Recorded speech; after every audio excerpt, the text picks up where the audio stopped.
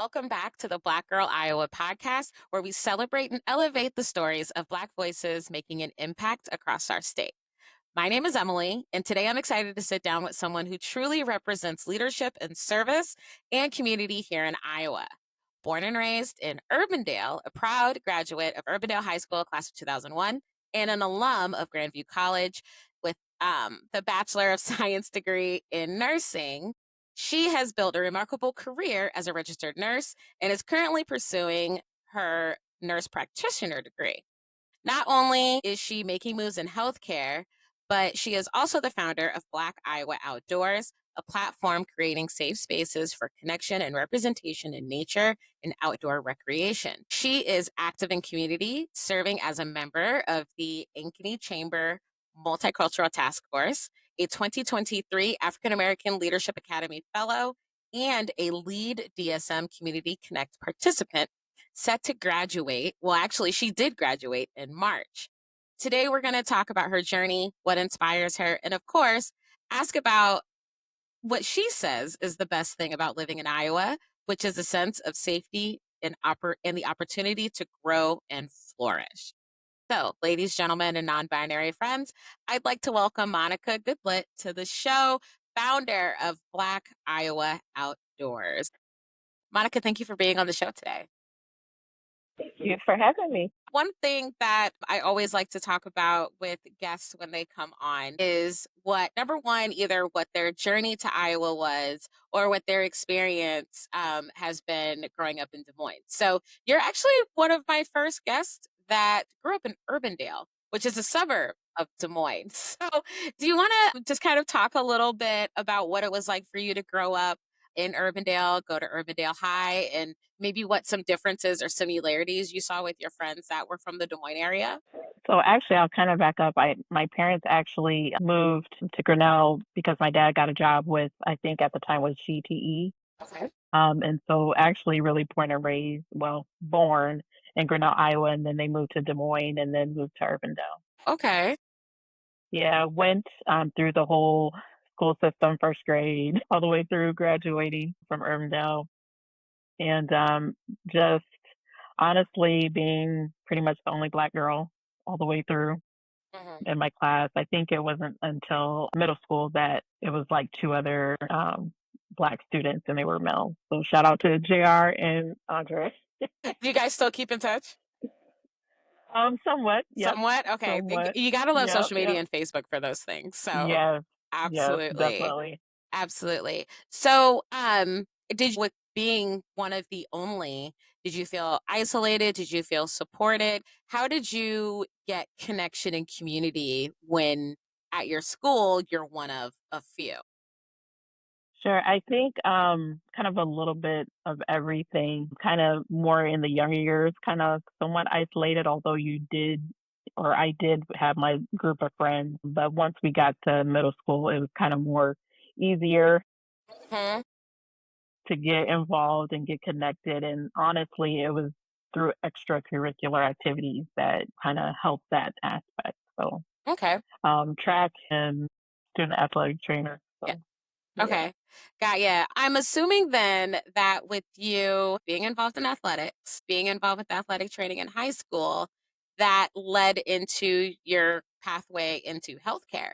Was there an event that said, this is what I want to do? Or can you kind of talk a little bit about what drove your passion to become a registered nurse?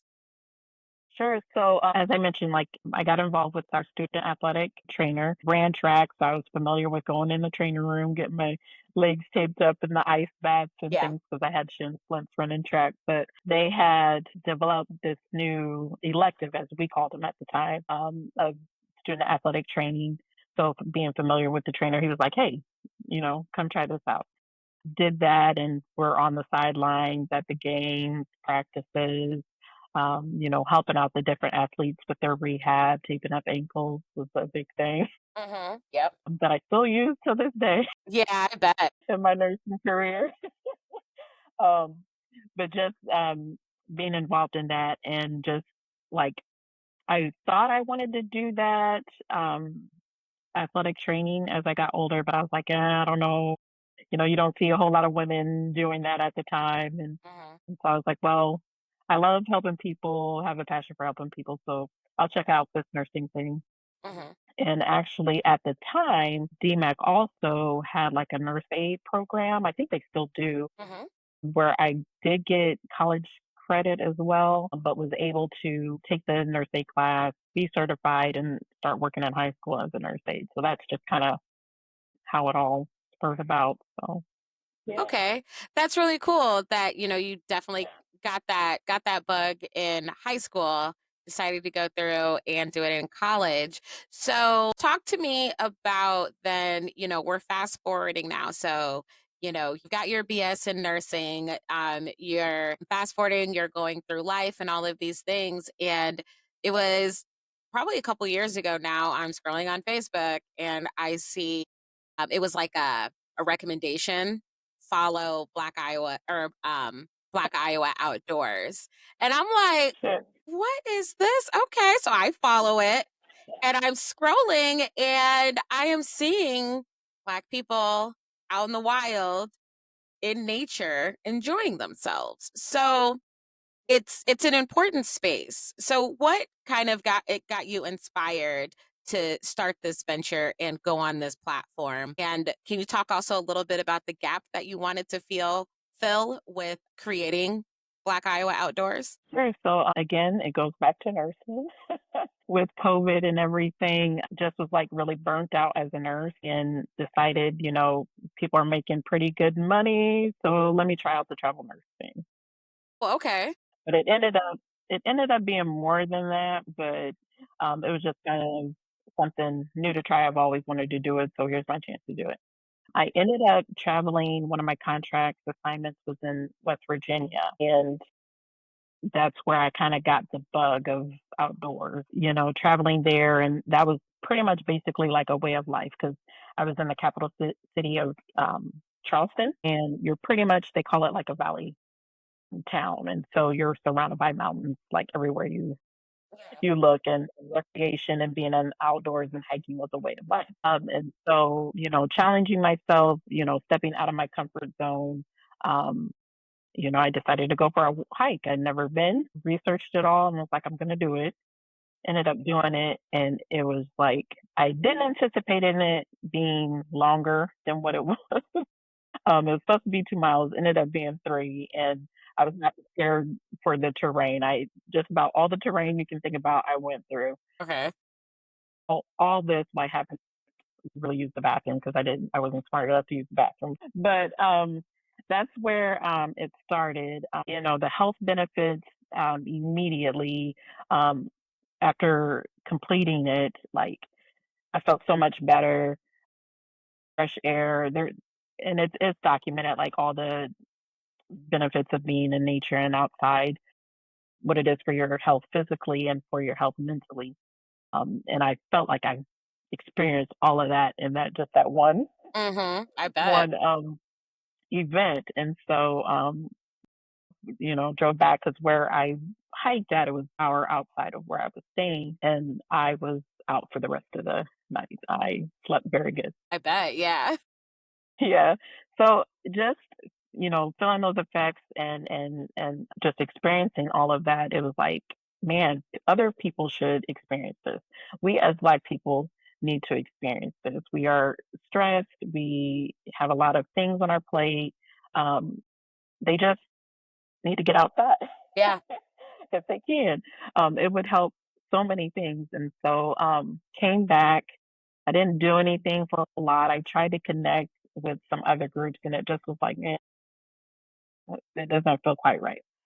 So I was like, well, why don't just do it?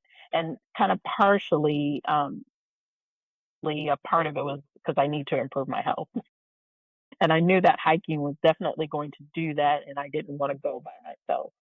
And so I was like, well, other people need to get out there too. So maybe if they see other people like them out there doing it, maybe that would encourage them to do it. And so that's just kind of how it all spurred about. Like you had mentioned, I'm a African American Leadership Academy alumni, and through all of that, that program, it focused on the One Economy report and all the aspects where it talked about Black Polk County, like Hmm. all the aspects like health, financial, housing, education, all those things, and like how it's really the tale of two cities where Black Polk County isn't doing very well versus the overall picture of Polk County in Des Hmm. Moines.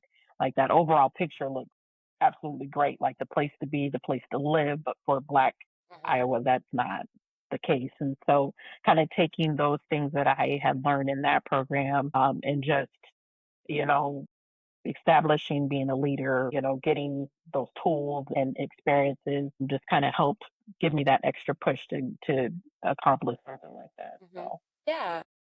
that's kind of somewhat all. Yeah, and it's really interesting that you had mentioned that you're in West Virginia, you go on this hike and you absolutely love it, come back here, want to maybe collab and work with others, but instead it's like, "Oh, I'm just going to do this myself." And I feel like that right there is kind of like the essence of Black women of I'm just gonna do this myself and just I'm not gonna ask no questions. I'm not gonna ask for like I'll ask for help, but outside of everything else, I'm just gonna go ahead and start this. So and then to be able to take what you learned in the African American Leadership Academy and implement it and finding your own leadership opportunity, I think is fantastic. So do you want to talk a little bit about the group and what are some of the things that you guys have done since you started? Sure. So, Black Iowa Outdoors, it's just whoever wants to join us, basically. Hmm. But from pretty much from April till October, uh, host like a hiking event, and we're trying to expand it and do more things to incorporate the outdoors. But right now, we're just focusing on getting people outdoors Yeah, and absolutely. hiking. Pick a trail, for that particular month. And last year we kind of focused, each one had a theme where we focused on whether it was minority health, mental health, breast cancer. Each hike each month was centered around something. I'm not haven't quite decided if I'm going to do that this year the same way, but I just want to continually work on getting Black Iowans, and we welcome allies, but our primary focus is on us getting us out there, just exposing them to nature. So we've averaged, and I know numbers don't mean much for some people, like you shouldn't focus on that, but on average, we've probably about 20 to 25 people That's a good each number. time. And so we're just really trying to this year kind of work on connections and networking and getting connected with different organizations that we can further, I don't want to say push our agenda, but help us to foster that outdoors for Black Iowa and foster community as well. Because I truly feel, and we've experienced that, like when we all get together, it's like so different than what you thought it was going to be. Mm. And it actually turned out, really awesome. So, Uh, yeah.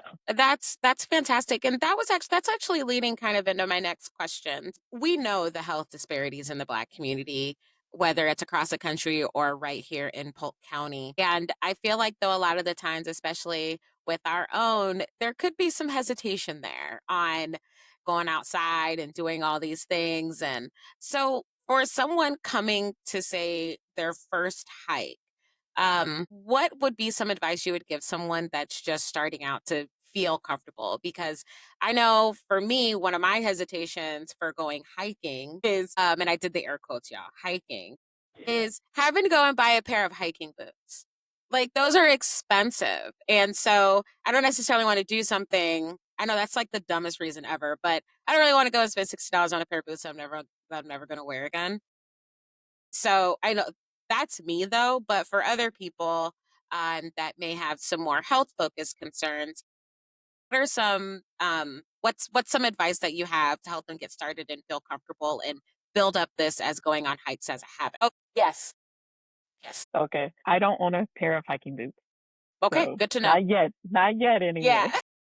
I mean, there's definitely benefit of it when you're like avidly doing it, but honestly, you don't need all of the gear and all of the clothing, all those things. It's just getting out there, and once you get out there, it's honestly contagious, infectious. What I would say for people, like I said, is like you don't need all the gear and gadgets, the clothing and everything. It's just a good pair of shoes, good sturdy athletic shoes, and just get out there. I would recommend sunscreen. Yes. Yep. We burn too, Yes, we do. and water and snacks, and just go and be open to the experience. Honestly, it's just to be open. Yeah. So just last year is when you started the group. So thus far, have you had a favorite moment of going out on these hikes and connecting with people? Sure. It's never a dull moment. I don't know if people have connected. My husband is Garrison Goodlett, Gigi's Chicken and Waffles.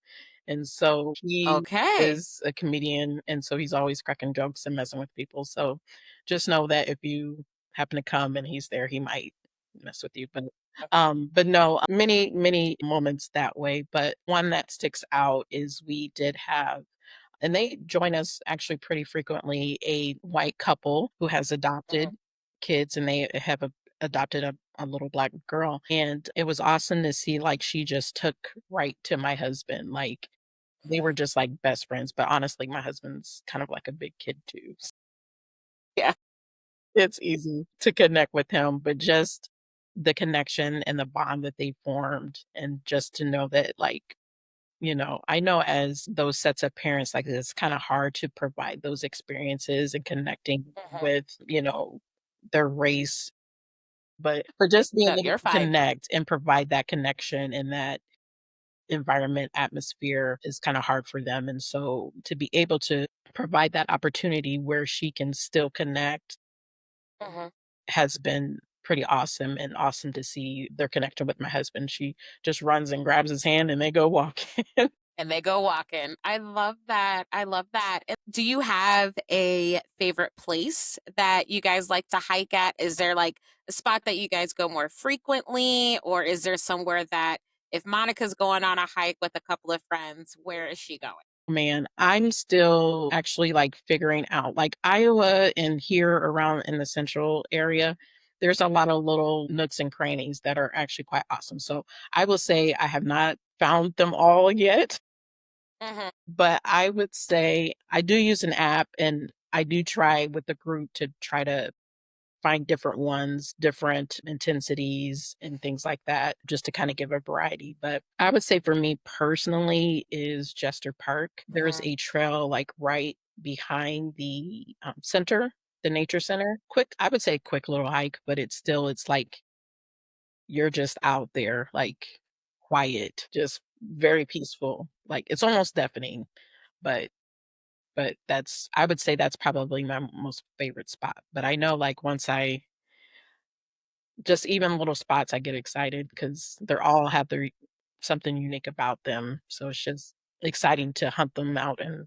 find those, so Yeah. Jester Park And if do I you had to pick one. Jester Park? Okay, it's I've never been there, I've only heard of it. Yep, So, it's so crazy how you're born and raised in this state, and then when people start to mention certain things, you're just like, "Wait, where is that right, at? Never and heard that of is it." So, yeah. exactly. Yep, yep. So, you had mentioned, and I wanna make sure that we do cover this, is that one of the best things in Iowa about growing up and being from Iowa is a sense of safety and opportunity to grow. Can you share a little bit about more what that means to you, especially now that you have started this group? Sure, I feel like it's kinda hard to explain in a sense, but I feel like Iowa is a great place to raise your family indeed, and I feel like things are changing and things are happening, but we have the power to change that, of course, together. But, growing up, I felt like even though we weren't rich, we weren't poor, I still had a pretty good upbringing. This is just so hard, but Take your time.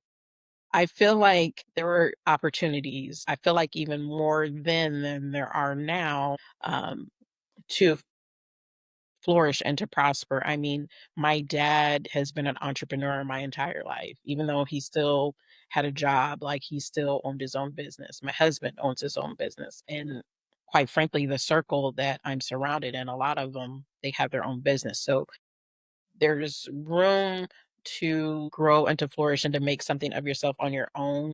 Is it kind of harder to do that than others? Possibly a little bit, but I feel like we have to get after it to do that. And as well as when we do achieve a certain status, I feel like it's important for others to reach back and help others. So I think when we have more of that, things will be a lot better. But I would say growing up, I didn't really worry too much, I guess. But like I said, we weren't rich and we weren't poor, but we had Mhm, community, and mhm. everybody supported each other and looked out for one another. Yeah, and you bring up a really good point, and I've said this on the show a few times in season 1, is that the Iowa that we are living in now is not the Iowa I was born in, and it's not the Iowa I was raised in. Yeah. And it's incredibly unfortunate that we have people, specifically in our state legislature, that are so focused on erasure that they are not focusing on the tenets at which our state was founded.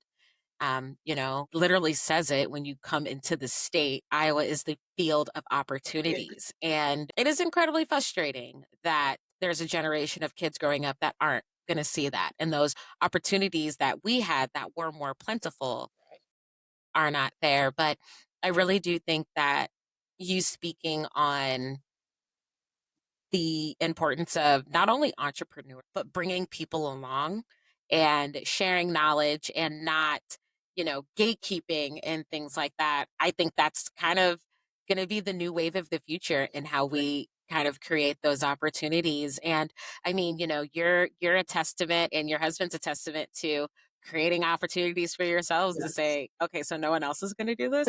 Totally fine. I'll do it myself. And I've heard great things about your husband's restaurant, and I haven't been yet, but Gotta try. it's on my bucket list And I because I think I am a picky eater, and he would tell you I'm like his toughest critic. So okay. Yeah, all right, all right. So okay, so Monica said that the food was good yeah, and that I should come here. So perfect. No problem, no problem at all. So Monica, then as we kind of wrap up here, I have one other question that I would love to ask, and that's just really um about well, actually, no, I got two questions. So let me go ahead and ask the first one. The first question that I have is as you are going through and you're leading this group in this cause, what's something that you're surprised that you've learned as you've taken this journey on leadership and creating this safe space for Black people here in Iowa and especially in central Iowa? that's a good question. I I guess one of the things, and I guess I've kind of known this, but just how slow sometimes people are to not acknowledge, but see something and get involved with something. It's just they're kind of slow to do it because they're like not sure, like, hey, is this like a really, is this really a thing or no? But a lot of people, and I would say I'm surprised, but not surprised, like they think it's something that we don't do, that we're not Mhm, outdoors. And that is mhm, so not true. I can go on Instagram and show people like, no, other people, we are out here mhm, in other states. mhm. We are out Yep, here strong. yep. And so just that narrative of, that's not what we do, that's what they do, um, has come up quite a bit. And so I'm really trying to work to change that. Yeah, absolutely. But I would just and then I guess the other thing that I have come to realize, like, there actually are people that do support and are like amazed that it's to see us out there. I'll give an example. We were just at the Capitol this past week where they celebrated Iowa Outdoors Day. Okay. Way of, they are trying to talk to the legislatures and inform them on the things that we need as far as the environment and concerns of that nature, but really just showcasing that Iowa is strong in their recreation and outdoors. Like it's people do love it. There's love for it. And this gentleman, I had my husband and my nieces and my daughter, my son, we all went and this one gentleman like pulled us aside and was just blown away and moved to tears that we were even there Mm, just to see us there. mhm. That's kind of actually the theme of this year and a quote that I've taken from what is the book? I love it, and I it's escaped me, but it's the author Room Map, Nature Swagger. Room Map, she is the founder of Outdoor Afro, which is a group, and that's a whole nother element. But she showcases different stories of people in the outdoors all over the nation. And there was a particular story in there of a gentleman, I forgot what his theme was, but something that stood out to me is that we are everywhere we want to be. And so that, Mm, like, really stood out to me, and I'm like, that because on both sides, people don't expect us to be out there, that's not something we do, but there are people out there, and if we can make a difference to show them, we can be, everywhere we wanna be, we can do it, so and we deserve to be there. we are everywhere we want to be. I am writing that down. That if that isn't a motto, I don't know what is. And it kind of goes back to I didn't know there were black people in Iowa. Yes. We're here, we're doing all of the things, and it's almost like I feel like our society has created this idea that black people are an enigma, that it's almost like we're everywhere but we're nowhere at the same time, which kind of doesn't really make any sense considering the fact that our culture is Face. often imitated and recreated to the point where we've seen it, right? Where things that black people have done are taken, white people do them, and oh my God, it's the greatest thing ever, right? So I think it's almost like I'm having a moment right now where it's like, of course black people are outside. Like, why wouldn't we be? But for others, and it's not even so much that we're not out, they're not looking. They don't see. Yeah. I mean, there are and I'm reading this book, and again, it escapes me, I'll put it in the show notes once we figure out what it is. where it's talking about just the different strategies and laws and systems in place that actually did keep us from being out in the outdoors. So just like everything else, that we face, there were systems in place to keep us out of the outdoors. And so again, where we have to fight in one area, we have to fight in another. So it's all the same. Absolutely. Yep. It it really is, which is another reason why we're just like, all right, cool, we'll just do it ourselves. No problem. Don't That need you. All right, definitely, definitely. So, last question then, before we wrap up. Then, Black Iowa Outdoors is still in infancy. What are some things that you're most excited about coming up, and where do you see the group going in the future? I'm just excited about just exploring new places, having more people experience the outdoors that wouldn't have necessarily done it or got out there, and just the opportunities that I can see. I just have to do the things to get us there, that it has so much potential for great things. And so just excited for the future and what all we can possibly do. Awesome, awesome. Well, at this point in the conversation, Monica, I always like to make sure that I give you a chance to let people know where they can find you, how they can follow the group, and then also if you have anything coming up this summer that people can keep their eye on. Sure, sure. So the floor is yours. Sure, sure. So you can follow us. We are on Facebook, Instagram, and TikTok. And when TikTok was an issue, I kind of went to a couple other things, but I'm not as active on that yet.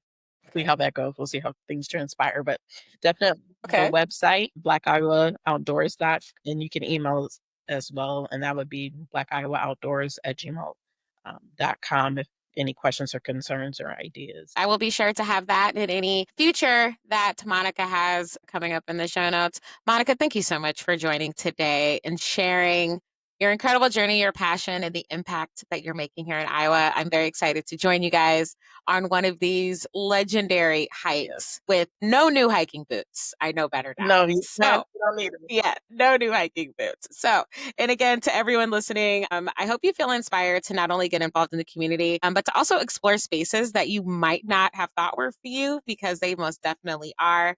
And if you want to learn more about Black Iowa Outdoors, like I said, I'll have those links in the show notes for you. So, as for me, though, thank you so much for tuning in to Black Girl Iowa, where we celebrate Black stories, voices, and leadership across our state.